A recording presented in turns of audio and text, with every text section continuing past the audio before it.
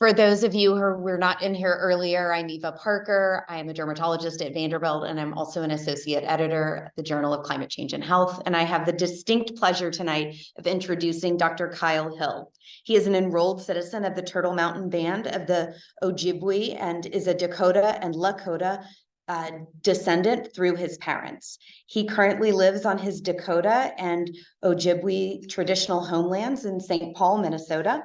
Dr. Hill is an assistant professor at the University of Minnesota School of Public Health, Division of Environmental Sciences, and he is active in community-based participatory research across social, behavioral, and environmental health among American Indian and First Nation communities in the US and Canada. In particular, Dr. Hill's primary research considers the social, political, and ecological determinants of Indigenous health, as well as the intersection of climate justice and land-based healing within Indigenous communities. So please help me welcome Dr. Hill. Thank you. I'll go ahead and get started here. Bonjour and Dinaway Maganadug, Manadugwe was in Indigenous cause, Makawandudame, Mikanakwaju and Dujuba. That's just my traditional greeting from my Ojibwe language. And I just said my name is Kyle Hill. And I'm Bear Clan from Turtle Mountain, and I'm also from Sisseton-Wahpeton and the Cheyenne River Sioux tribes. Today I'll be talking about the principles of climate justice, really from an Indigenous lens, and looking at sovereignty as an approach to adaptation for our communities.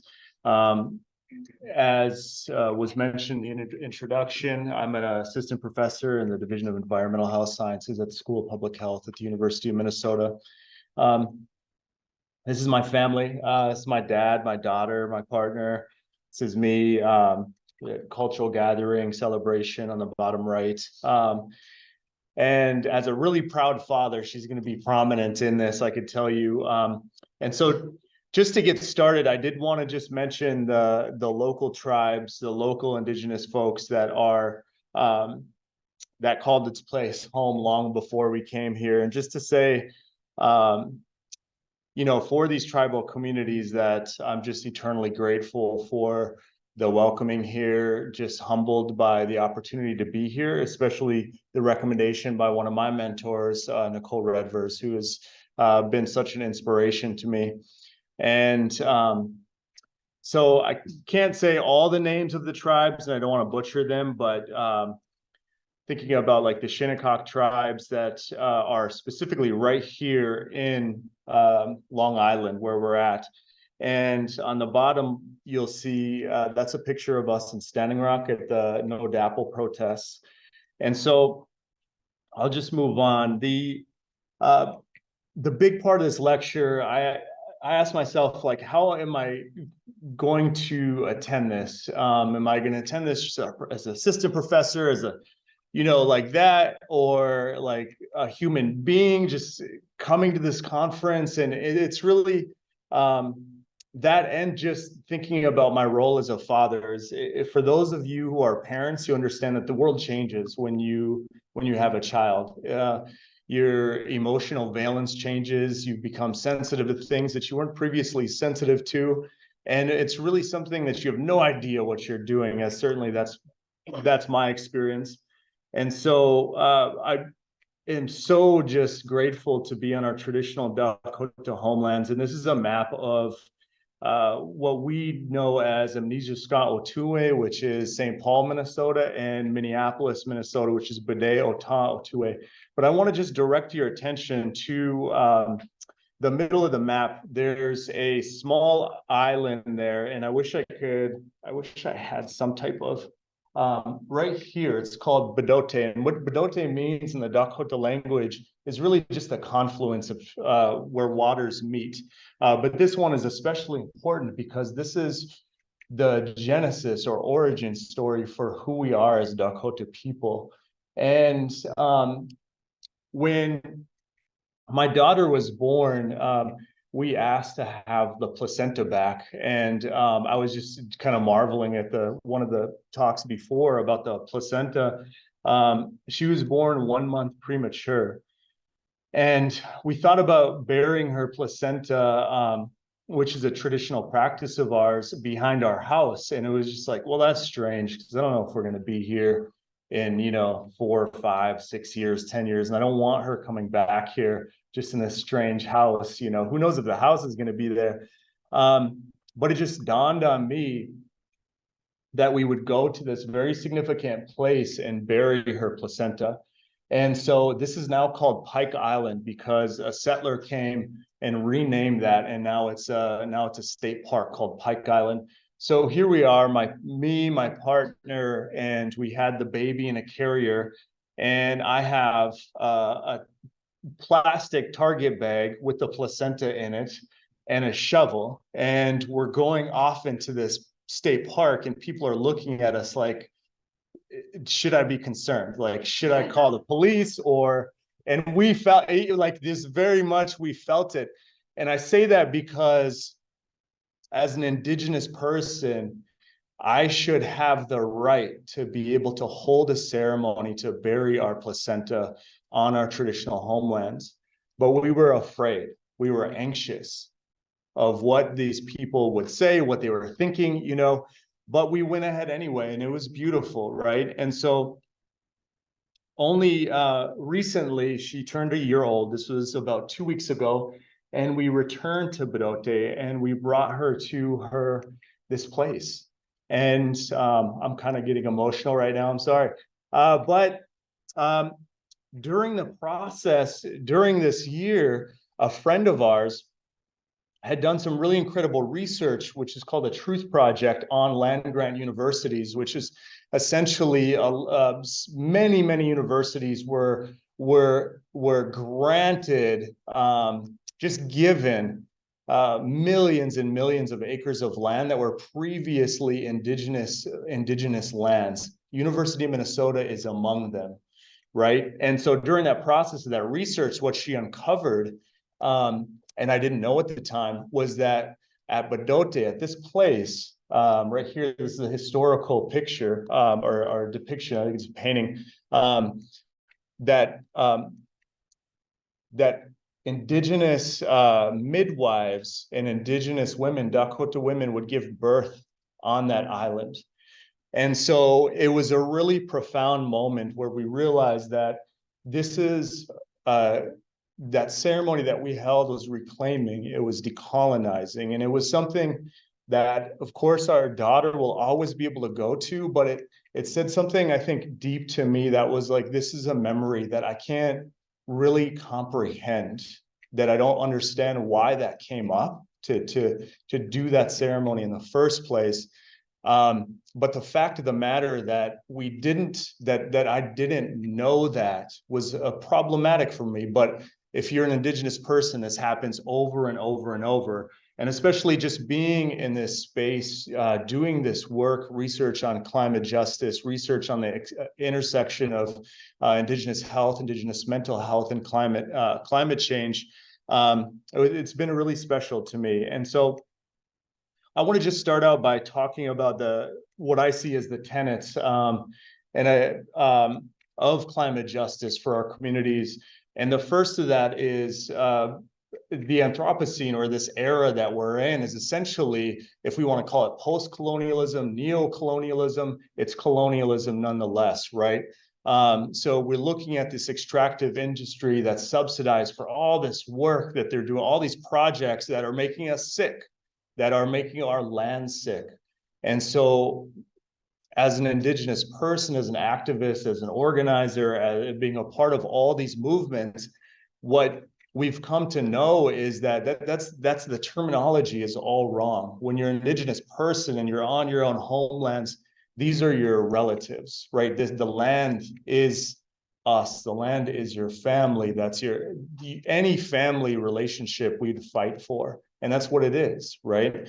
So whether it was no DAPL, Dakota Access Pipeline, whether it was Line 3 or Line 5 now going through Minnesota, like we're all there, and we're all there for our relatives. And then the second tenet of climate justice is the explicit kind of work around utilizing and endorsing Indigenous traditional ecological knowledges for the sake of climate adaptation and climate mitigation.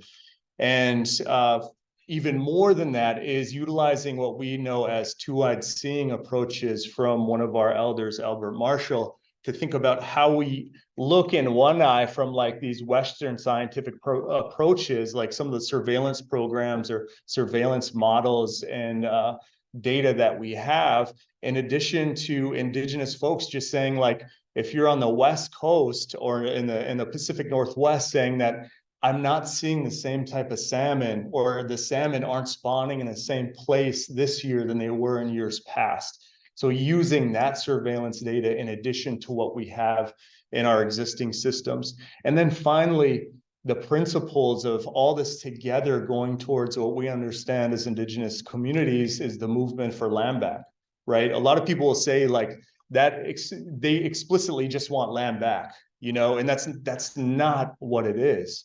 Right? We welcome visitors, we welcome settlers, we welcome our community to grow. And yet at the same time, we acknowledge that 80% of the biodiversity is protected or caretaken by indigenous communities, right?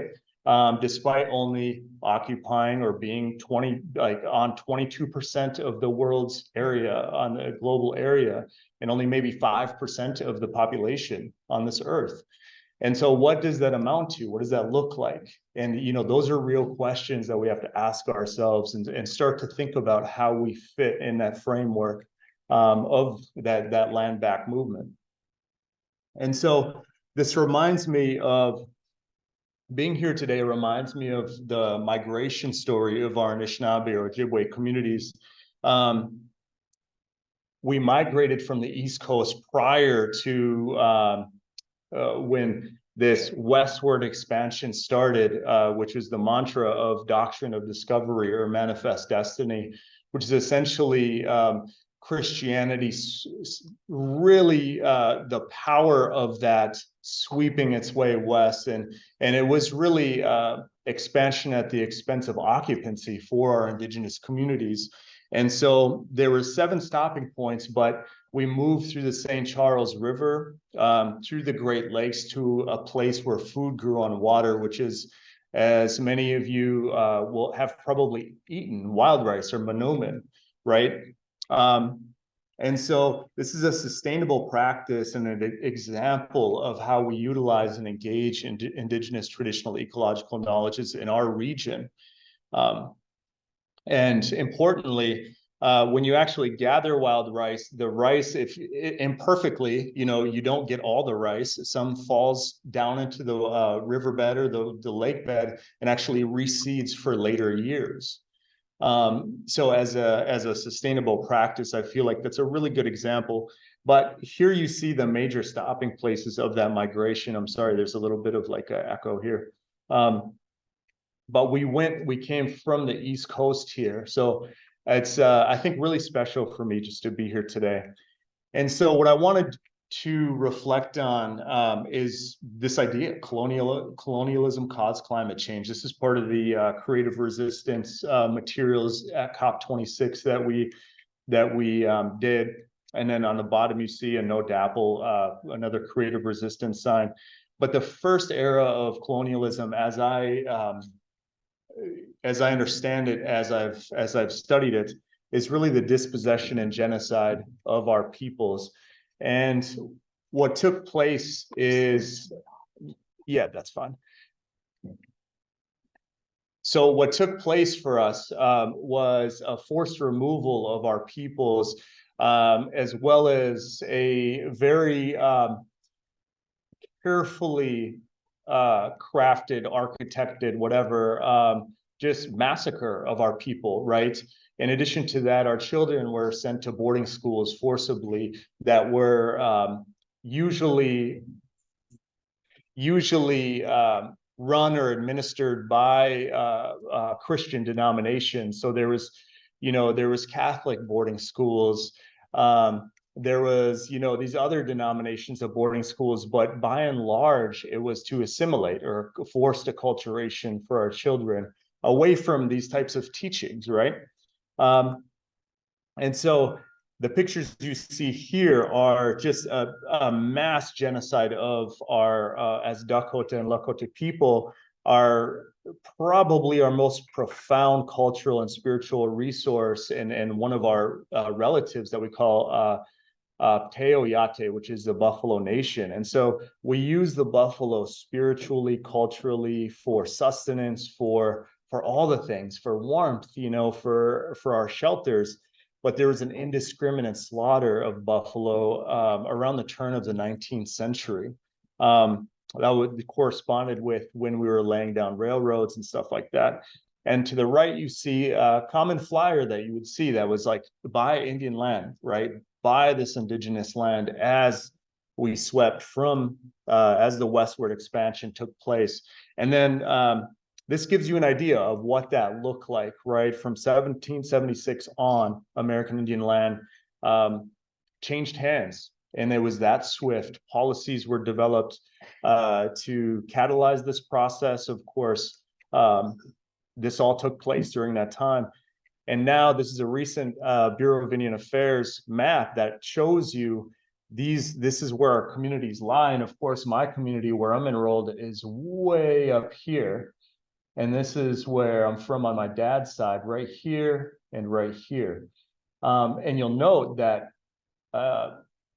Minneapolis is right here, but we were forcibly relocated around here. So that just gives you an idea of that. And more recently, a group of scholars did some really incredible work, aggregating several sets of data along with kind of some mapping.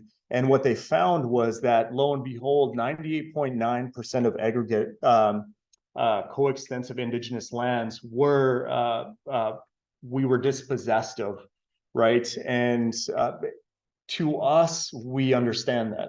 But for some reason, like many of you will know, communities that are silenced, communities that are erased, the things that they experience are not real until they're published, right? So this was kind of a landmark study for me. And what you'll note inside of that red box as well, the average forced migration distance for our communities was 239 kilometers, with a max forced migration distance of 2,774 kilometers. And you can imagine that would be something like the Trail of Tears, right? And so I ask you, and I think this is the question I have with respect to indigenous knowledge systems, is how do you shift? What does that look like? How do you have one set of knowledge systems and relationship to the land? You're forced to move 2,700 kilometers. And then how do you know that land, right? Those, you know, of course, those are questions I don't have the answers to, but I think that speaks to the really incredible, I think, resilience of our peoples. And so we recently published a manuscript in the Lancet that looked at discrimination and racism in relation to climate change. So I wanted to bring up the slide to give us a graphic of, you know, the major emissions countries, emitters in our world. On the top left, you'll see the US, you know, and you'll see Russia, Europe, you know, these large industrialized nations. But yet those that are experiencing the most health impacts, like diarrheal deaths, deaths related to malnutrition or undernutrition, those at risk of malaria, are largely non-industrialized nations, right? And so what I think about is if we take a microscopic view of and zoom in on the US and Alaska, a lot of the indigenous communities are kind of like these low and middle income countries, right? A lot of extraction goes on in these communities, a lot of toxic dumping. And similar to what was mentioned before, I've had family members actually pass from cancer, and what their caretakers would say, what my uncle would say on the 2-hour drive to a hospital to get her chemo treatments and stuff like that, he would say, when we brought my aunt, who was named Wanda, when we brought her to the hospital, all we would see were Native people. All we would see was Native people there. And so when I think about climate risk, and the call for justice. We think about the climate risks that are posed to our Indigenous communities are because we have a relationship to land. It's because of our traditional lifestyles, our interdependence with our traditional food systems that we still grow, that we still cultivate, we're trying to reclaim. But it's also because of the food and water insecurity that we experience as a result of several policies to undermine our resilience, that to terminate us, to exterminate us, to erase us, you know. And among others, the Army Corps of Engineers is culpable for some of those projects, like damming some of our communities, like in the Southwest. The dams that were put up in the Northwest Territories that kept the salmon from running, from spawning where they needed to go. And now some of those dams are being taken down. And it's really beautiful because these salmon and other fish, they're making that, some of them are being tagged, and they're actually making their way back through their historical, traditional kind of migration routes. And it's just incredibly beautiful to me, because it's like, how do they know that, right? How do our fish, how do our animals know that? And it's just so like ancestral and just so innate. It's incredible. But the climate related risks that we're seeing in our communities, of course, if you read some of the work by Ashley Consolo and her teams, the melting sea ice in the Arctic, you know, so we know that our Inuit relatives up there are asking themselves, like, if there's no more sea ice, and as Inuit people, we are people of the sea ice, then who are we? Right? And as simple and as that is, we should all ask ourselves that, you know, when we locate ourselves or position ourselves from the communities where we come from, like, how do I know who I am? You know, a lot of us will come to that same conclusion. Well, it was because we did this and we are this, and culturally, spiritually, you know. Of course, there's rising air temperatures, surface water temperatures, extreme precipitation events. And in Minnesota in particular, where we practice, you know, we're reclaiming and decolonizing, there's smaller average winter ice extents across the Great Lakes, right? And so essentially the call is, you know, utilizing these traditional knowledge systems to adapt and help to mitigate climate change.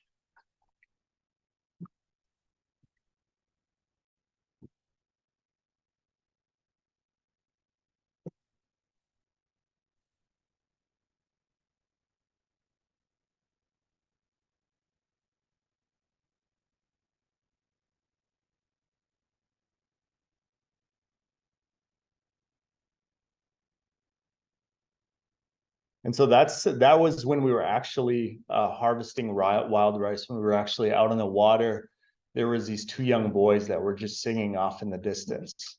And so it was like an incredibly beautiful moment, that really, to me, captured what's special about why the IPC says this, why the World Health Organization says this, that local knowledge systems need to lead adaptation efforts. Like, they were singing to the wild rice, like they were singing to this river, this lake, you know, as we were harvesting, as we were doing this really sacred practice. And so this really leads me to just make this claim, and to really recognize this principle for our Indigenous communities, that and all of us, I think, if we broaden all of us, the land is us and we are the land. And I think that's the principle of allyship that we need to endorse and adhere to, if we move forward together in this climate justice space. Of course, I have to go to talk about my mentor, Dr. Redvers, and her interconnectedness with land as a planetary determinant of health, and which really just a moving paper that I saw in the Lancet a few years ago. Of course, I mentioned that Indigenous traditional ecological knowledges are foundational for traditional and cultural activities. And what I would advance as recognizing as an epistemological pluralism, right? We're not looking at one set of knowledge to dictate our standards of evidence, our standards of science. We need to be open. We need to be open to different knowledge systems, different ways of knowing, to be able to create our interdisciplinary teams to be able to adapt, to this incredible challenge. And finally, the land is healthy when Indigenous people are healthy. And finally, I'm going to, I think I have one more story after this, and then I'm going to stop. So when I think about climate justice and climate resilience, the first principle, and this is from a paper by authors, I believe it was in 2012, articulating Indigenous conceptualizations and approaches to health. That's how we advance our community as a scientific community, as a body and a collective, towards climate resilience and climate justice. And then, of course, interdisciplinary and collaborative approaches and active engagement of Indigenous traditional ecological knowledges with Western knowledges, like I said before, this two-eyed seeing approach, and then leveraging and building on sociocultural strengths of our Indigenous communities. And then developing strategies. Again, this is that first tenet of climate justice that I talked about, developing strategies to affect change on the root cause of vulnerability, which I tell my students is colonialism, right? The root cause of I'm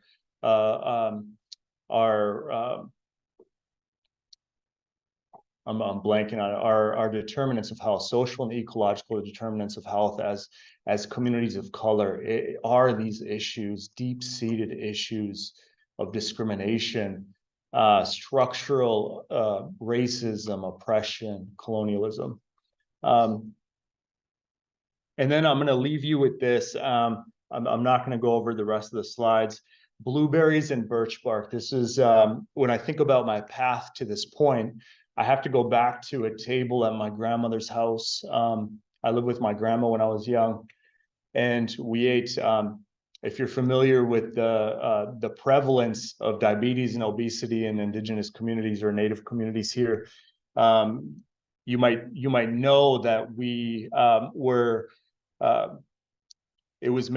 disallowed. It was made illegal for us to practice our traditional subsistence practices, which was, hunting, gathering, cultivating, all of those things. And what the federal government did, they said, we're going to put you on reservations. You can't hunt buffalo. You can't do these things. We're gonna give you these boxes of food, and this has been tested in other communities, Black communities among others, in our country. And we call them commodity foods, but it was essentially USDA boxes. And in those boxes, usually what I would see on our shelves when I was a kid was these very bland white and black cans of peanut butter, fruit cocktail. There was powdered eggs. There was powdered milk. There was corn syrup. And we all know the devastating consequences to our health of corn syrup. There was lard, stuff like that, flour. And so what my grandma would do, she would take this and we would make pancakes. And so we had pancakes with peanut butter and corn syrup, and I loved it. What I didn't realize was that what I've come to know now is someone once told me that you're Ojibwe or Anishinaabe when you're in a place where there's blueberries, where there's birch bark trees, and where there's food that grows on water. And one of the things that we do is we have a calendar where we engage in traditional activities. And among those is tapping our maple trees for maple sugar camps. And so little did I know that part of my DNA, part of who I was foraging for blueberries, was tapping maple trees for authentic, like real maple syrup. And I have no idea about that. I was 6, 7, 8 years old, 9 years old. And now today we do that, we do that every year. And so again, and then finally, at the very end here, when I talk about, and when I, just relay that, like, we can't be healthy unless the land is healthy. One of the recent studies that we did, and this is a secondary data analysis on a longstanding longitudinal cohort of around 500 Anishinaabe community members, we looked at this concept of Indigenous eco-relational engagement. So this stems from what's called cultural connectedness, but essentially what it is looking at traditional activities, spiritual land-based activities, and language we added to it. And so what we found was all those together, what we noted as place-based determinants of health, all those together were correlated with positive mental health in our communities. And of course, all these activities being place-based are also like some of these adaptive for adaptation, utilizing our Indigenous traditional ecological knowledges. So I think it's starting to put it together. And so as you go out, you leave this conference, you leave these tables, just remember that, right? If we remember that concept that people, that we are the land and the land is us, that we can't be healthy until the land is healthy, that the way we attack injustice is the way that we're going to afford space for Indigenous communities and other communities to be able to practice these traditional life ways that are going to have that bi-directional effect, and enable to us to adapt to this era of the Anthropocene. So I will close there. And of course, I have some more stuff about my daughter, but I know that time is getting I just want to close. And so this is us harvesting wild rice, which we're learning how to do. We go out most every year and do it now. We can harvest, process it, and then get it to a place where we actually have wild rice to eat. And it's a long process. This is a little relative at the No Dapple protests with the Honor the Treaty sign. Of course, that is the largest fresh body of water in the world, Lake Superior or Gitchigami, right there on the right. And then that's my cool ass daughter. She just turned 1. So this is my email, so feel free to get in touch with me. And I think that's it. We have some, yeah, that's it. Thank you.